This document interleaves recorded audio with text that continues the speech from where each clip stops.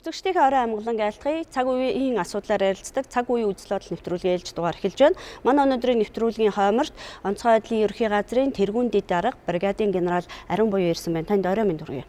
Орой минь төшүүлье. За тэгэхээр онцгой байдлын одоо газраас хүн ирсэн гэхээр үзэгчд маань яхаарахгүй л одоо дэлхийн нийтээрээ бас айдас давтуулаад байгаа энэ коронавирусын асуудал өнөөдөр бодит байдал ямар байна гэдгийг ярих нэ гэж тааварлаж байгаа. Тэгэхээр дэлхийн 25 улсад бол одоо коронавирусын онцлогдсон хүмүүс байна. Хятадын 31 мужид энэ одоо вирус тархсан байна. Өнөөдөр 1013 хүний одоо эрдэнэт бас ирсэн ийм одоо эмгэнэлтэй тоо баримтууд хөвөрсөөр байна. Одоо ёстой нөгөө саран гэр сайдын илтгэгчлэн бид нарыг унтаал босоход л 100-100-аараа хүн нас орж байгаа юм аимшигтай юм байна л да. Тэгээд яг манай одоо урд төшт маань энэ болсон үйл явдал. За тэгэхээр хамгийн дөрөнд би бас юу гэж асуух гээд байна гэхээр одоо яг өнөөдрийн одоо яг та бүхэн энэ ярилцаж байгаа цаг мөчид нөхцөл байдал ямар байна? Товчхон эхлээд мэдээлэл өгье те. За ер нь бол одоо коронавирусын халдвар дэлхийн нийтэд хурцтай тархаж байна. Хятад улсын эрүүл мэндийн байгууллагын одоо мэдээллээр хоног тутамд 2500-аас 3000 хүн өвчилж 8-аас 80-аас 100 хүн одоо нас барж байгаа юм эмнэлэгтэй мэдээлэл байгаа. Тэгээ яг нэг сайн мэдээ нь бол одоо эдгэрч гарч байгаа хүний тоо нэмэгдэж байна. Өнөөдрийн байдлаар үндсэндээ 715 хүн өнгөрсөн хоногийн мэдээтэй харьцуулах юм бол одоо нэмэгдэж эмнэлгээс бол гарсан юм мэдээлэлтэй байгаа. Тэгэхээр үзэгчдийн маань хамгийн их одоо хариулт хүсэж байгаа зүйл бол цагаан сар. Үндэсний аюулгүй байдал өчигдөр бол улсын онцгой комиссийнхан бол хуралдаад ямар боловч саран гэрэл сайдын гаргасан саналыг дэмжсэн. Тэгээ одоо бол яг цагаан сар тэмдэглэх үү тэмдэглэхгүй юу гэдэг томьёолоор бас яваад ахшгүй байгаа. Тэгээд энэ асуудал яг ямар байдалтай байна? Шийдвэр гарцсан байна уу? Хараахан гараагүй байна уу? За манай нийгмийн дунд бас тодорхой хэмжээний хүлээлт бий байх шиг байна.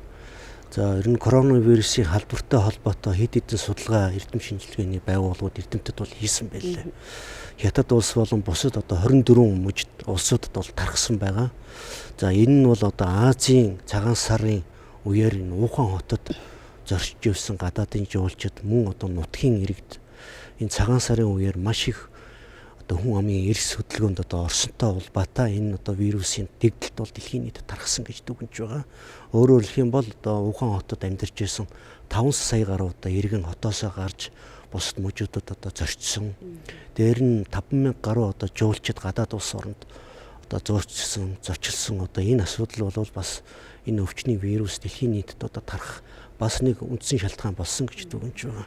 Тэгэхээр Монгол улсын засгийн газар дээр нь одоо үндэсний аюулгүй байдлын зөвлөлөөс урьдчилсан байдлаар хэлэлцээд улсын онцгой комиссээр энэ асуудлаа ярих гэсэн чиглэл өгсөний дагуу өчигдөр улсын онцгой комиссар бас хэлэлцсэн. Өөрөөр хэлэх юм бол энэ цагаан сарыг одоо тэмдэглэх асуудлаар хэлэлцээд ер нь энэ удаадаа цагаан сарын баярыг одоо бүх нийтээрээ тэмдэглэхгүй байх одоо шийдэл түрээд ингээд үндэсний аюулгүй байдлын зөвлөлийн тэргүүн Монгол улсын ерөнхийлөгчд өчтөр шадар сайд бол уламжилсан байгаа. Ингэхээр одоо төрийн тэргүүнээс энэ шийдвэрийн хариу өгөх бид хүн бас хүлээж байгаа. За тэгэхээр олон нийтийн дунд бол янз бүрийн одоо эргэлзээ, тэнэгэлзэл эсвэл одоо саналууд гарч байгаа. Тэр нь юу гэхээр хэрвээ одоо ингээд цагаан сараа тэмдэглэхгүй гэдэг дээр хүрж байгаа бол энэ зах худалдааны төв буюу бар, ресторан ч юм уу хүн олноор цугладаг энэ газруудаа одоо зогсоогооч. Цагаан сарын худалдан авалтын тухай одоо бизнесийн байгууллагын энэ олон нийтэд хүргээд байгаа бас сурчлагын ажлыг бас тэглүүл яасан юм бэ, зогсоовол яасан эдэр гэд. Тэгэхээр энэ байдлыг бас хотын дарга маргатай ярилцсан хэлсэн ерөнхийдөө одоо аль тал руугаа илүү шийдвэр гарна гэсэн байдалтай байна. Ер нь бол одоо коронавирусын халдвараас урьдчилан сэргийлэх эрсдлийг бууруулах тэмцэх чиглэлээр Монгол улсын засгийн газар, улсын онцгой комиссоос боломжтой бүхий л одоо арга хэмжээ шат дараалан авч хэрэгжүүлж байгаа. Одоо та бүхэн маань мэдж байгаа хичээл сургуулийн үйл ажиллагааг үндэслээ зогссоосон. За олон нийтийг хамарсан уралдаан тэмцээн мөн одоо хурал цуглаан үйл ажиллагааг бол бүрэн зогсоосон байгаа. Тэгээ худалдаа үйлчилгээний одоо байгууллага томоохон одоо худалдааны төвүүдийн үйл ажиллагааг бол хэвийн гормоор явуулах нь зүйтэй. Энэ бол одоо улс орны хүн амын хүнсний хангамжтай холбоотой асуудал байдаг. Өдөр тутмынхаа хүнсний бүтээгдэхүүн хэрэглийг тэр одоо зах худалдааны төвүүдээс авч хэрэгэлдэг учраас энийг одоохондоо хаах шаардлагагүй гэж үзээд тэр худалдааны төвүүд дээр мэргэжлийн байгууллагууд аймаг орон нутгийн удирдлагын зүгээс тодорхой хугацаагаар ариутгал халдваргүйцэлтийн ажлыг тогтмол хийж ажиллаж байгаа. Дээр нь Монгол улс бол бүгд найрамд хятад ард улстай эдийн засгийн хувьд бол томоохон түншлэлийн харилцаатай гол манай уул уурхайн бүтээгдэхүүн дээр нь импортын бараа бүтээгдэхүүн бол хятад улсаас нийлүүлэгддэг. Тийм учраас энэ хөлийн бомтор нэвтэрж байгаа экспорт болон импортын ачаа бараа эргэлтийг бол хэвийн байлгах юм үүднээс бол зохицуултыг хийж зөвхөн хөлийн зорчигч хөдөлгөөнийг нэвтрүүлэхэд хязгаарлалт хийх асуудлыг бол засгийн газар шийдвэрлээд ажиллаж байгаа. Тийм учраас энэ худалдааны төвийн асуудлыг бол одоохондоо бол хүндэхгүй зөвхөн баар босод үйлчилгээний зоогийн газрын үйлчилгээний сургалтын газар ч юм уу тийм энийг бол шөнө 04 цаг хүртэл явдаг байсан бол 00 цаг хүртэл багасгаж үйл ажиллагааны хугацааг нь наашлуулж ийм зохион байгуулалтын арга хэмжээ аваад ажиллаж байгаа. Сургалтын төв буюу олон нийтээр танхимын сургалттай газрууд бол хаацсан байгаа. Тэр эдрийг бол зар сурчлагын хувьд бол энэ компаниуд, аж ахуй нэгж байгууллагууд мэдээж бас сүлээлттэй байхыг үгүйсэхгүй л дээ. Цагаан сарын баяр тэмдэглэх хэсэг асуудлаас болж хэрэг шийдвэр цагаан сарын баярыг тэмдэглэхгүй зүйтэй гэдэг ийм асуудлыг шийдвэрлэх юм бол мэдээж энэ асуудал аяндаа хумигдах аж ахуй нэгжүүд маань бас тодорхой хэмжээний нийгмийн хариуцлагын хүрээнд энэ зар сурчлагын ажлыг бас зохион байгуулалтын хувьд бол анхаарах ийм нөхцөл байдал үүсхийг бол үгүйсэхгүй гэж бодож байгаа. За 4-5 эмнэлгийг бэлэн байдалтай байлгах асуудлыг өчигдрийн улсын онцгой комисс дээр бас ярьсан. Халдварт өвчин судлалын үндсийн төв ч юм уу төрийн тусгай албан агчдын эмнэлэгч гэдэг юм уу. Тийм ээ. Тэгэхээр энэ ажил ер нь ямар шатандаа явж байгаа вэ? За хилээр нэвтэрж байгаа иргэдийг ижигтэй тохиолдолд тусгаарлах байрны асуудал бас нэлээд хүндрэлтэй байгаа. Яг хилээр нэвтрээд орж ирсэн 89 тохиолдлыг бид бүхэн халдвар судлалын өвчний төвд шинжилгээг нь хөргүүлээд тандал судалгаа, вирусын лабораторийн судалгаа шинжилгээ хийгээд тэр бүх шинжилгээнүүд бол сөрөг гарсан. Өөрөөр хэлэх юм бол Монгол улсад одоогоор коронавирусын халдвар бол илрээгүй байгаа. Тэгэхдээ тусгаарлах эмнэлгийн үйл ажиллагааг бол зайлшгүй шийдэх шаардлагатай. Өөрөөр хэлэх юм бол Монгол улсад үйл ажиллагаа явуулж байгаа 15 мянган гаруй эмнэлгийн ор байгаа. Энэ коронавирусын халдвар маань томуу болон томоогийн тос өвчний дэгдэлттэй цаг хугацааны давхцаж байгаа учраас бас эрсдлийг давхар бий болгож байгаа. Тийм учраас бол улсын онцгой комисс дээр энэ тусгай эмнэлгийн асуудлыг бол хэлэлцээд 2-3 хувилбарыг бол санал болгосон. Нэгдүгээрт бол хөсөөтийн буюу халдвар өвчин судлалын төвийн 50 орыг өргөдөх замаар 200 орыг тэнд бэлэн байдалд бэлтгэж байна. За цаашлаад нөхцөл байдалтай холбогдуулаад цэргийн төв эмнэлгийг дэлгэхээр бас бэлтгэл ажлыг хангаж ажиллахаар өчигдөр үүрэг чиглэл өглөө. Дээр нь хувийн эвшлийг ялангуяа нийт шаардлагатай тохиолдолд бэлэн байгаа эмнэлгүүдийг ашиглах энэ тал дээр бас анхаарах шийдвэр бас гарсан. За дээр нь хөлийн бүсэд замын өөд сумд 100 хүний ортой эмнэлэг байна. Цаашаа 50 хүний ортой эмнэлэг бэлэн болцсон байна. Тэгэхээр энэ эмнэлгийг ашиглалтанд оруулахтай холбоотой зардлын асуудлын төсөвт суусан байгаа. Энэ санхүүжилтийн шийдээд ингээд эмнэлгийг үйл ажиллагааг нь эхлүүлэх шийдвэрийг өчигдөр улсын онцгой комиссоос эрүүл мэндийн сайдд бол үүрэг чиглэл болгосон байгаа.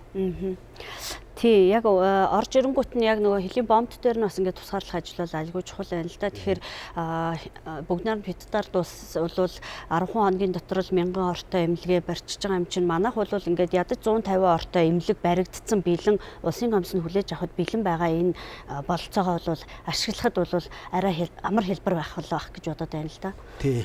Ер нь бол бүх тал дээр судалгаа хийж байгаа. Тий. Тэгээд ер нь бол ямар боломж байна, ямар нөөц байна, ямар шаардлага стандартыг хангасан объект байна гэдэг дээр бол тус нь үнэлгээ судалгаа хийж байгаа. Энэ тал дээр манай эрүүл мэндийн байгууллага бол нэлээд анхаарал тавьж ажиллаж байгаа. Өчигдрийн бас улсын дээр ярьсан нэг асуудал бол засгийн газрын нөөц хөрөнгөөс 1.2 тэрбум төгрөгийг гаргаад тэр термокамер гэдэг одоо тоног төхөөрөмжийг авахар болсон. Тэгэхээр энэ нь бол одоо мэргэжлийн хяналтынхны бас хийх ёстой ажил юм шиг байгаа. Энэ ажил ямар аюутайгаа захиалагдаад нэлээд хугацаа бас алдах шинжтэй байгаад байгаа шиг байна тий.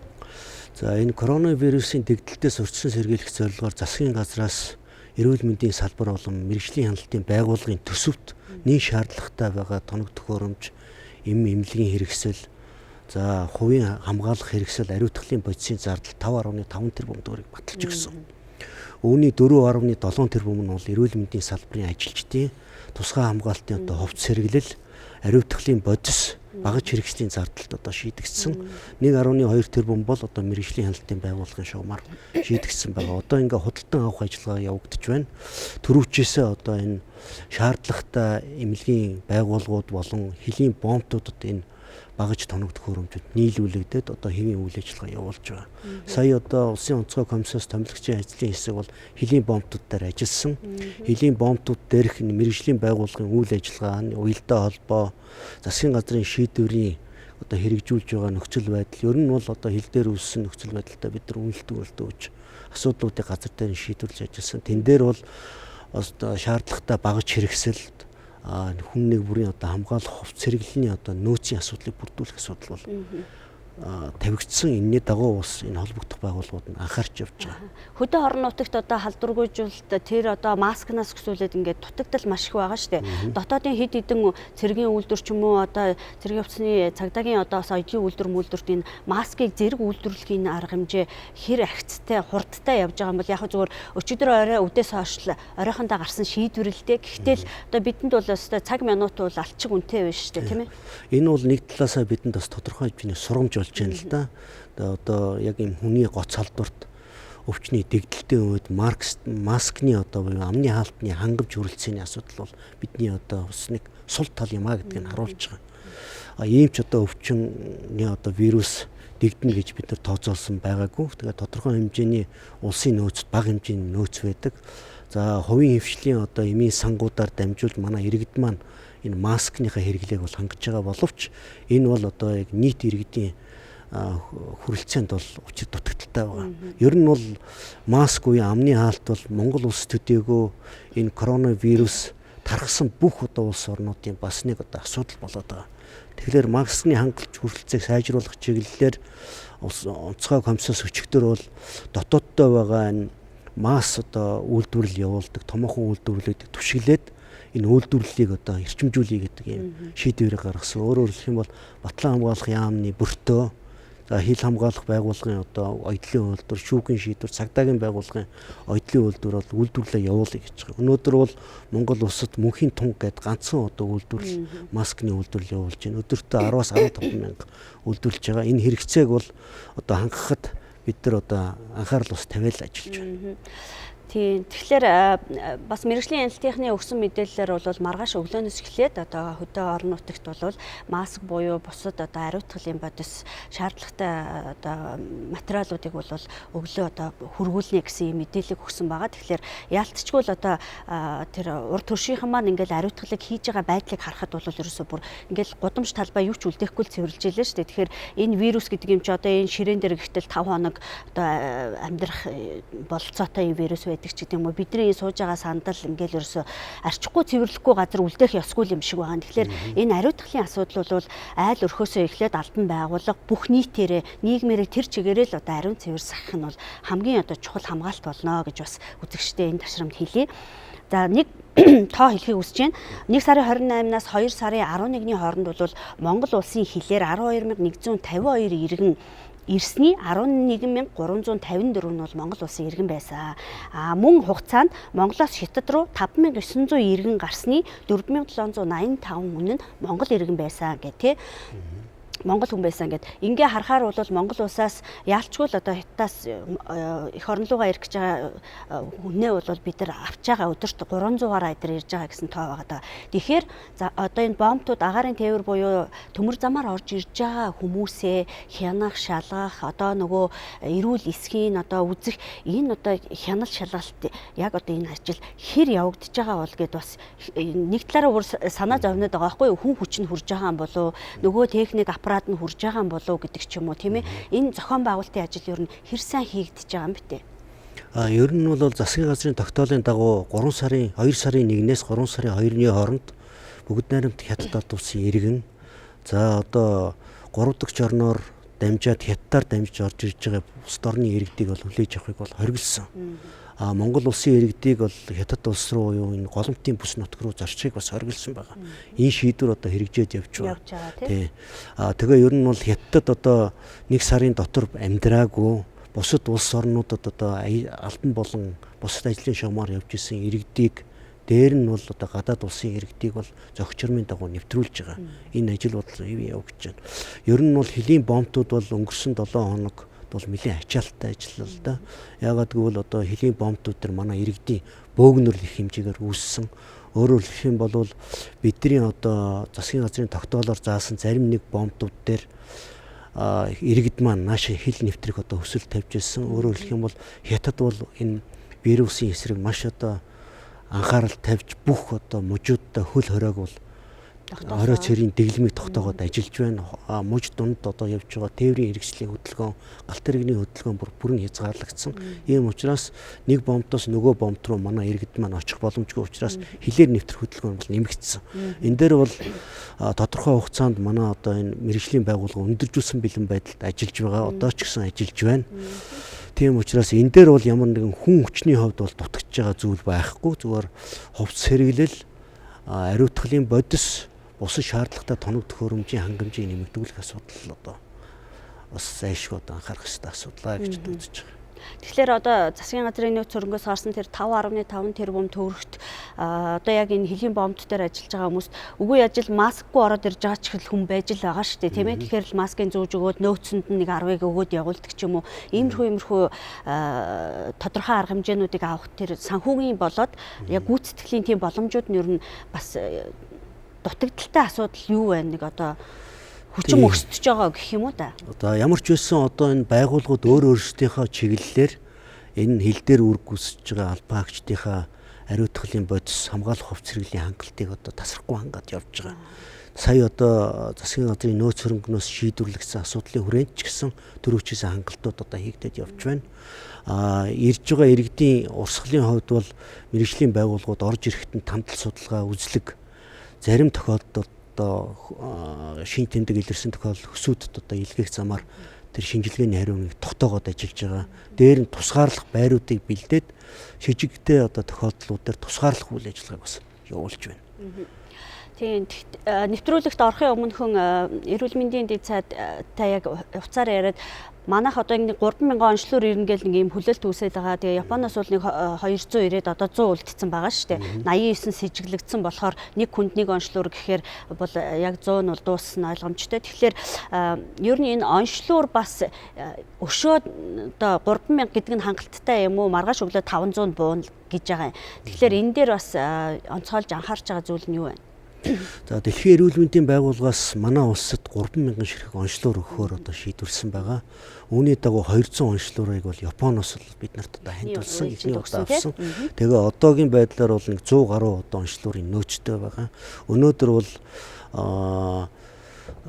500 ширхэг онцлоор одоо ирэхээр одоо маргааш өглөө буухаар одоо ингээд хүлээгдэж байна. Ийм тохиолдолд онцлоорын хувьд бол тасрахгүй ингээд яваад авах боломж байгаа. Гэхдээ энэ онцлоорууд маань одоо нэг удаагийн сорьц шинжилгээ хийхэд одоо хэрэглэгддэг учраас цаашдаа бол мэдээж онцлоорын хэрэгцээ шаардлага бол бий болохыг бол үгүйсэхгүй.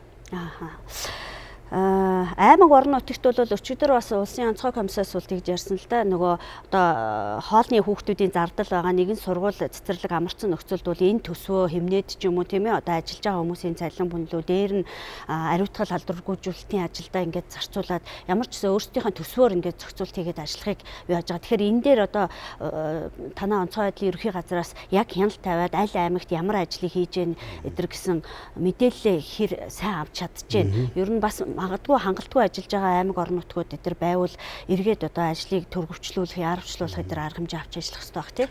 Ер нь бол бүх шатандаа л их анхаарал тавьж байгаа. Тийм. Аймаг орон нутаг бол тухайн үед одоо с сэжигтэй тохиолдол илэрсэн тохиолдол бүрд одоо сумын аймгийн онцгой комиссаа хуралдуулаад холбогдох арга хэмжээг шуурхай зохион байгуулж байгаа. Саяхан одоо энэ авсан мэдээллээр бол Өвсгөл аймагт гарсан тохиолдол дээр аймгийн онцгой комисс хуралдаад тэнд нь одоо хэсэгчилсэн хөл өрөө тогтоож зарим одоо худалдаа үйлчилгээний төв баар цэнгэний газруудын үйл ажиллагааг бол хязгаарлалт зогсоосон байгаа. За одоо 1-р 2-р хавталтай хүмүүсийн судалгаа гаргаж түүн дээр бас анхаарал тавьж ажиллаж байна. Тухайн иргэнээс сорьц шинжилгээ аваад одоо хөсүүд илгээх жишээний ийм асуудлууд байгаа. Энтэй холбоотой зардлын асуудлыг ч гэсэн аймаг орон нутагт тодорхой хэмжээгээр шийдэж явж байгаа. Өмнө Говь аймаг, одоо Дорн Говь аймаг гэхэд одоо сая бидний ажиллаж явах хугацаанд бол 120 гаруй сая төгрөгийн одоо энэ хувьц сэргэлэл ариутгын бодисны зардлын асуудлыг аймгийн нөөц сангаасаа гаргаад одоо шийдвэрлэж явж байгаа ийм асуудал байгаа. Үзэгчтэй одоо бас мэдээлэл өгөхөд яг энэ коронавирус гарч эхэлсэнтэй холбоотойгоор өнөөдөр бол Монгол улсад 89 хүн шижиглэгдсэн. Тэгвэл эдгээр хүмүүсийн альнаас нь ч коронавирусын одоо шинж тэмдэг одоо илрээгүй гэдэг ийм мэдээлэл өгчөөд байж байгаа. Тэгэхээр хөдөө орон нутгаас бол орхон дархан бол Өвөр хангаа, Өмнө Говь, Хөвсгөл, Замын уд, Гашуун Сухбаатад өнөөдөр жишээлбэл 27 хүн шижиглэгдээд түүний 12-ын бол ямар боловч тусгаарлцаад байгаа тий. Гэх мэтчлэн одоо хүмүүс бол ингээд 89 болчиход байгаа. Тэгэхээр магадгүй энэ нэгэнтэл хэрвээ халдвар тээсэн нэг хүн л орж ирэх юм бол халдвар тархах зам нь өөрөө маш их өргөн хүрээтэй болж байна. Бас одоо олон нийтийн дунд ийм яриа байна л да. Хэдтэй эрдэмтэд хуралдаа цаан чинь одоо вирус тээх хугацаа нь бол 14 биш 24 буюу түүнээс дээш өдөр байна гинэ гэдэг юм уу тийм ээ. Тэгээд одоо энэ онцлогын аппарат нь бас нэг тийм шаардлага хангахгүй байгаа юм шиг байна ч гэдэг юм. Ингээд янз бүрийн бас нөгөө ингээд айсан хүмүүс ч бол янз бүрийн яана тийм байна гиншүү ингэж гиншүү гэд олон нийтийг бол энд буруутгах ямар ч арга байхгүй ингээд мэдээлэлээ солилцоол байгаа. Тэгэхээр энэ талаар бас яг тодорхой өгөх хариултууд байна уу? Ер нь бол одоо эрдэмтэн судлаачид янз бүрийн таамаглал дэвшүүлж байгаа. Мэдээж судалж үзээд гаргаж байгаа бах тий. Таамаглал дэвшүүлж байна. Одоо энэ вирус маань бол агаар туслын замаар за одоо бохир гараар байдаг юм уу тий, хүнээс хүнд дамжих ийм тохиолдол илүү одоо ингээд эрсдэл учруулж байна. Дэлхийн эрүүл мэндийн байгууллагын зөвлөмжийг л одоо Монгол улс дагаж мөрдөж ажиллаж байгаа. Дэлхийн эрүүл мэндийн байгууллагын онцгой байдлын хорооноос энэ үнэтэй холбогдуулж төр зөвлөмж гаргасан. Үүний дагуу бид нар одоо хамгаалах хувьц сэргэллийн асуудал, дээр нь бол вирусыг одоо хүндлэх асуудал, дээр нь одоо энэ эрсдлийг тооцоолохын асуудал, далд үеийн асуудал гэдэг ингээд олон асуудлыг судалж. Дэлхийн эрүүл мэндийн байгууллага ерөөсөө л 2-оос 14 хоногийг далд үе гэж одоо тооцож байгаа. Тэгэхдээ бол сүүлийн одоо энэ зарим нэг эрдэмтдийн судалгаагаар энэ далд үед илрээгүй шинж тэмдэгтэй хүмүүсээс бусад одоо гэр бүлдээ ч гэдэг юм уу бусад хамт олондоо вирус халдах тохиолдол гарч байна. Өөрөөр хэлэх юм бол Сингапур, Англи, Германд ийм тохиолдол бүртгэлээ. Энэ бол давхар одоо бас эрсдлийг агуулж байгаа. Тэгээ энэ тал дээр бол Дэлхийн эрүүл мэндийн байгууллага биднэрт бас тодорхой чиглэл өгөх байх гэсэн ийм бодолтой байна. Магадгүй далд үеийн хугацаа одоогийн эхний байдлаар тамбулаа гаргачаад байгаа тэр хугацаа уртсан байж магадгүй юм байна тийм ээ 14 биш. Бид нар тэгэхээр ингэж байгаа штэ. Хэрвээ энэ үнэхээр одоо үнэн байгаад мэдээлэл байх юм бол бид нар чинь нөгөө тусгаарлаж байгаагаа 14 хоног гэж авчаад байгаа Дэлхийн эрүүл мэндийн байгууллагын зөв өснөөр чиглэл өгснөөр бол гэтэл хэрвээ үнэхээр 24 буюу түүнээс дээш хоногт вирус тээгч байсан байгаад эргээд нөгөө вирус тээгээгүй байна гэжсэн хүмүүсээс асуудал үүсэхгүй гэдэг бас айдас байгаад байгаа байхгүй. Тийм болгоомжтол бол хаана яг одоо ингээд тогтооцсон зүйл бол байхгүй. Энэ эрүүл мэндийн байгууллага Дэлхийн эрүүл мэндийн байгууллагын л одоо зөвлөмжийг бид нар биелүүлж тэрийг анхаарч одоо дагаж мөрдгөл одоо ийм үүрэгтэй.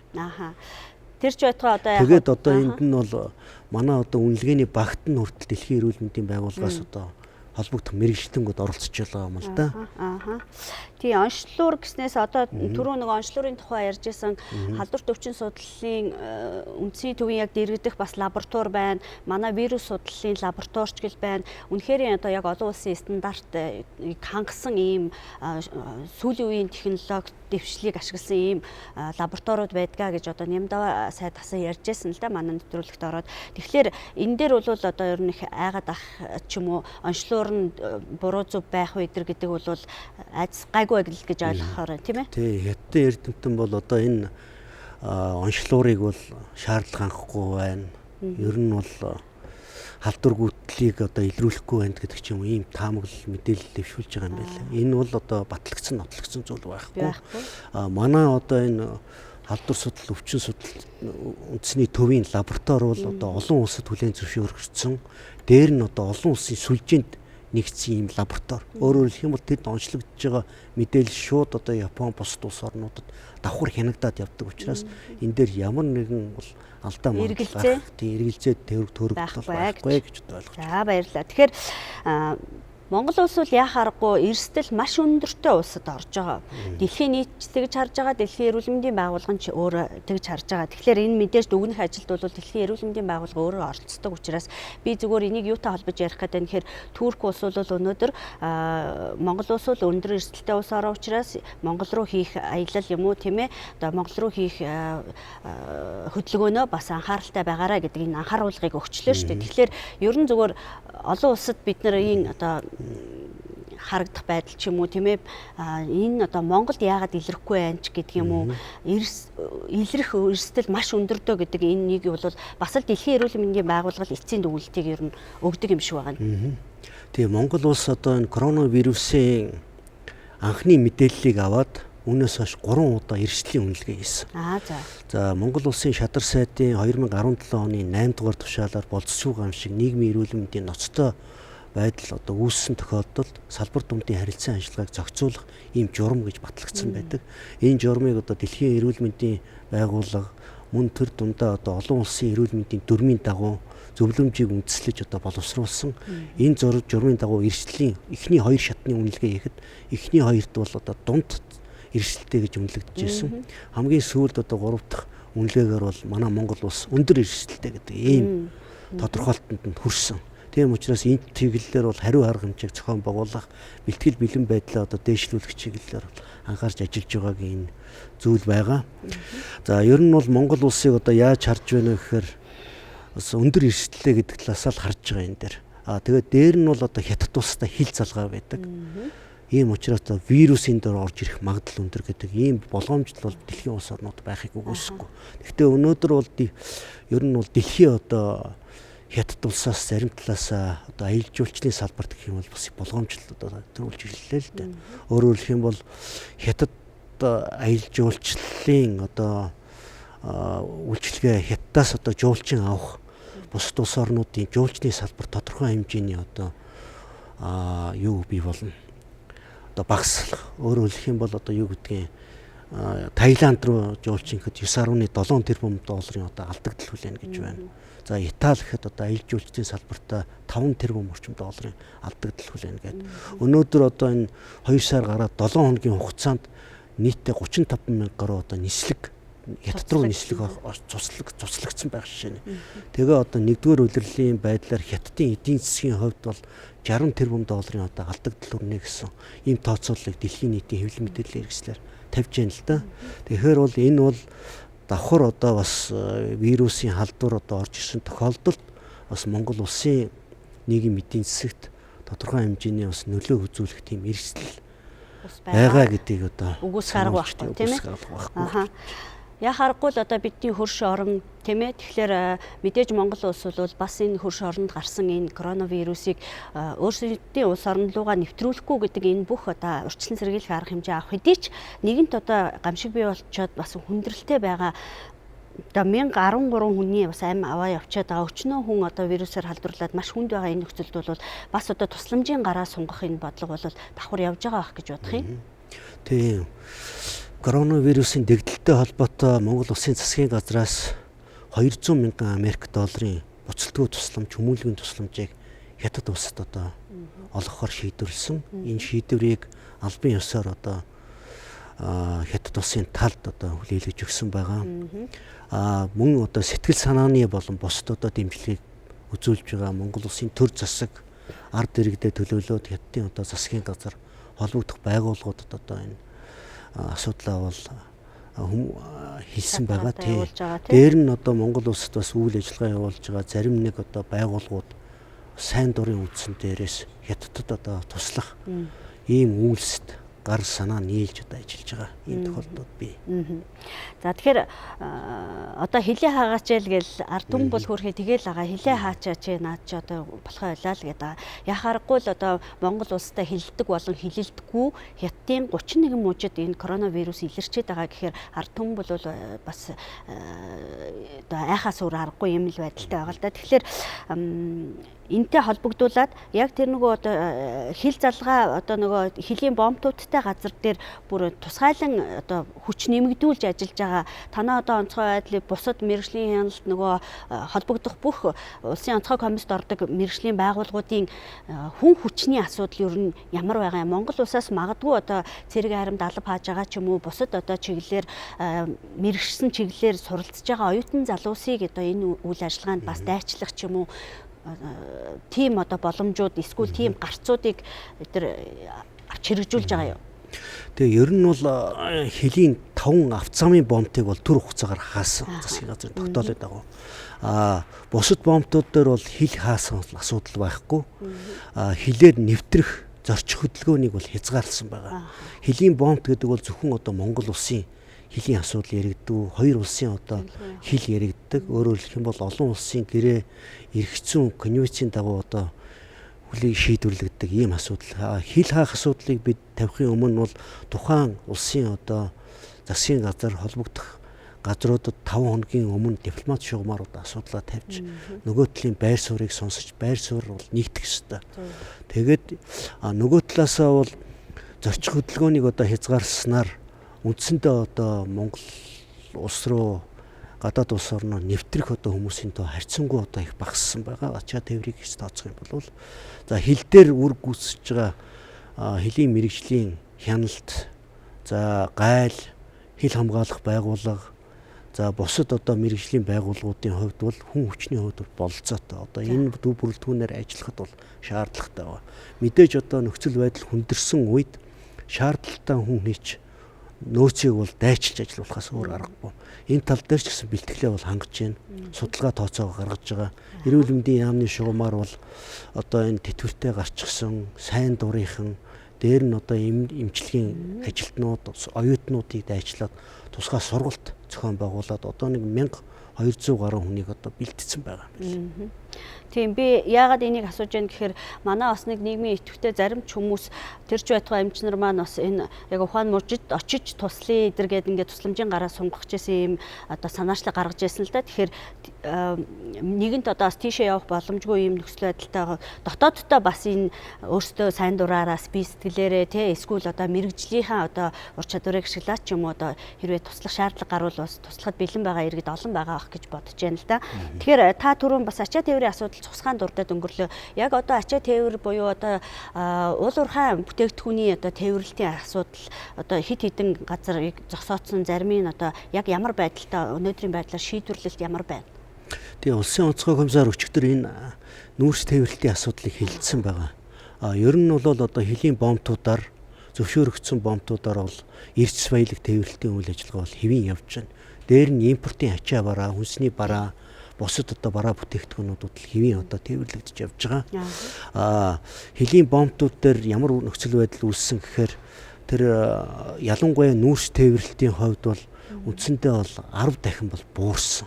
Өдөрт шивээ хөрөн бомбт болон гашуун цухаад бомбтоор 80-аас одоо 100 автомашин хилээр нэвтэрч байна. Ердийн үед бол 800-аас 1000, зарим оргил үед одоо 1400 хүртэл одоо нүүрс тээвэр бол гардаг байсан.